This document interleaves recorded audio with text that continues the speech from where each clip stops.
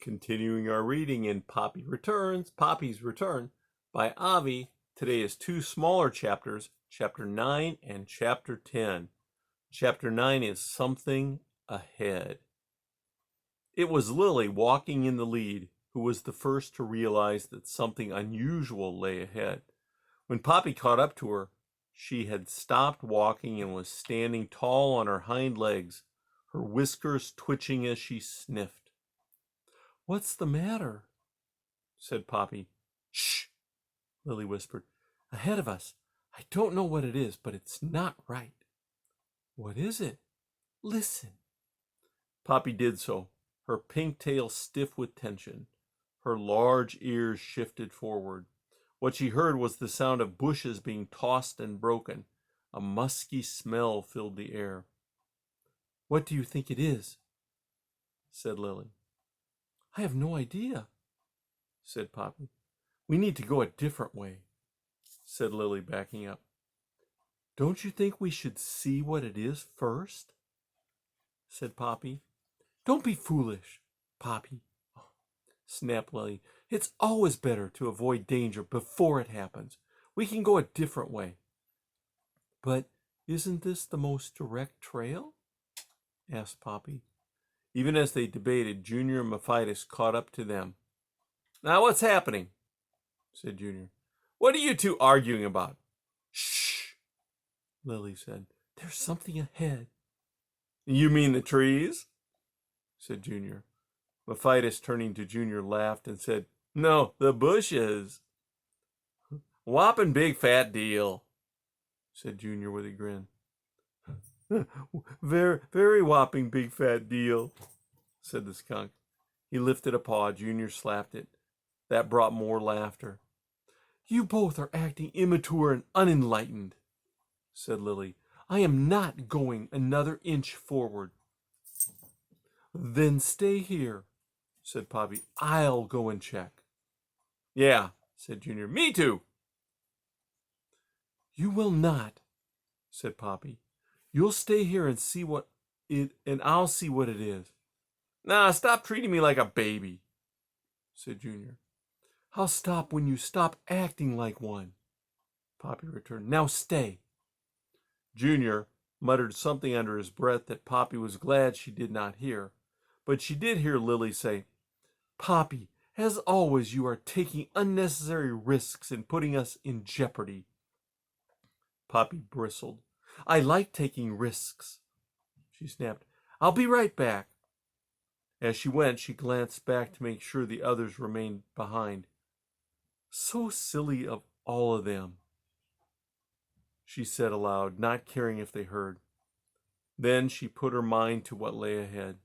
The trail, which was quite narrow, went straight for a few yards and then loped around a tree. Beyond it, it took another sharp turn around a boulder, all of which made it impossible to see ahead very far. Poppy crept along carefully, her pink nose up, sniffing. Her legs, even as they carried her forward, were poised to spring back and flee. The further Poppy went, the stronger was the smell she had detected. Without question, it was an animal smell, but not one Poppy knew right away. What's more, as she went on, the sounds grew louder. It occurred to her that whatever was around the bend was more than one creature. She paused and wondered if her sister might be right, if she was too much of a risk taker. "No," she thought, "I am not going to let Lily tell me how to act." Resolved, Poppy crept forward. When she spied a tangle of roots by the side of the path, she threaded her way through. That brought her around the bend. After making sure she was hidden, she poked her head up. Seated in the middle of the path ahead was a bear. Chapter 10. The Bears. To Poppy's eyes, the bear, cinnamon brown in color with a patch of white splashed on her chest, was enormous, quite the largest animal Poppy had ever seen in Dimwood Forest. Not nearly so huge, but big enough, was the bear cub, tumbling about between his mother's legs. The cub was in a flurry of motion. climbing awkwardly on his mother, only to tumble down and dart away, then to dash back, trip, hug his mother, and give her a lick before tumbling off again, but never too far. Poppy might have found mother and infant cub a charming scene if it had not been so terrifying. Bears, she knew, were perfectly willing to eat mice. As it was, she stared at the bears a moment too long. The little bear spied her, too. Bright brown eyes, very large, mouth partly open, pink tongue extended, the cub gawked at Poppy, as if not believing what he was seeing, as if he had never seen such a little creature before.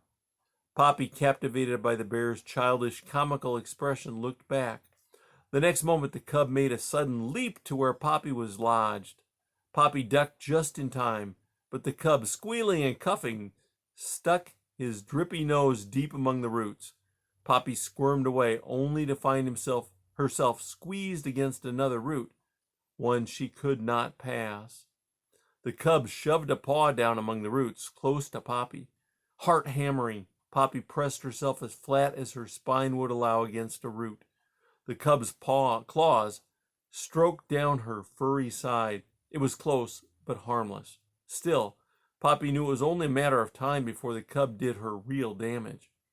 She looked for a way to escape, saw a small hole, dived into it, then scratched her way up, only to come up against the cub's snorting wet nose again. Once more she dived, dropping into a crevice bounded by roots on three sides.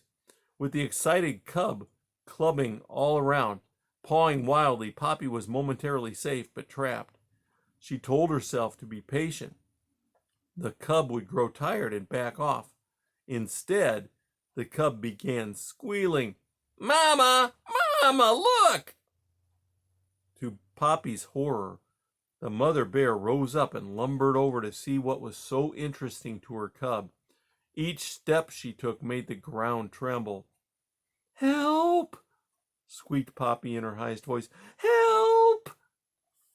Whom she was calling, she had no idea. She had told Junior to stay behind. "All right, Brutus," said the big bear as she came up to her cub. "What do you have there?" "I don't know what it is. What do you call it?" said the cub. "Let's see," said the mother bear.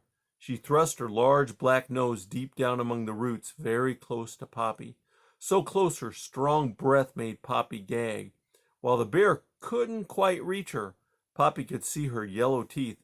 There was a lot of them, all long and jagged. The mother bear withdrew her snout. "Brutus," she informed her cub, "what you caught is a mouse. Can I eat it?"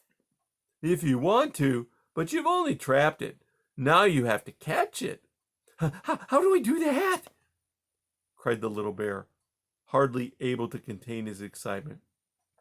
"Now, Brutus, be patient. That bitty thing isn't going anywhere, so just keep clawing and scratching. You'll get it soon enough. If it tries to run off, just slap it with your paw. That'll kill it, but you can still eat it." "Can you show me how, Mama?" "Course I can. What you do is, oh my, what do we have here?" She turned about. So did the cub. Poppy, taken equally by surprise, managed to look around. Mephitis was trotting around the bend. Riding just behind the skunk's head was Junior. The young mouse called, "Hey, Mama, where are you?" Is that mouse calling you Mama?" the cub asked. No, Brutus, honey. I'm not the mouse's mama. Now come here with me." "Why?" said the cub. "Well, why can't I play with that large thing too?" He bounded toward Mephitis. "Brutus!" cried the mother bear. "Don't!" It was too late. As Brutus tumbled toward Mephitis, the skunk swiveled around, stood on his front paws, aimed his backside, and sprayed a double cloud of stink. The cub took it right in the face. "Yipes!" he screamed. Trying to reverse his forward rush, the cub thrust out his paws and skidded to such a sudden halt that he tumbled forward, did a somersault, and landed flat on his back. "Mama!" he screamed. "Mama, it stinks! It stinks!" The mother bear rushed forward, only to be met by a second smelly squirt from Mephitis. With a roar, the bear smacked the skunk to one side, sending Junior flying in a different direction. Without pause, she scooped up the squealing cub and went crashing through the woods as fast as she could go. Poppy, even as the rank cloud of skunk stink descended on her, jumped out from the roots, calling, "Junior, where are you? Are you hurt?" And that's the end of chapter 10.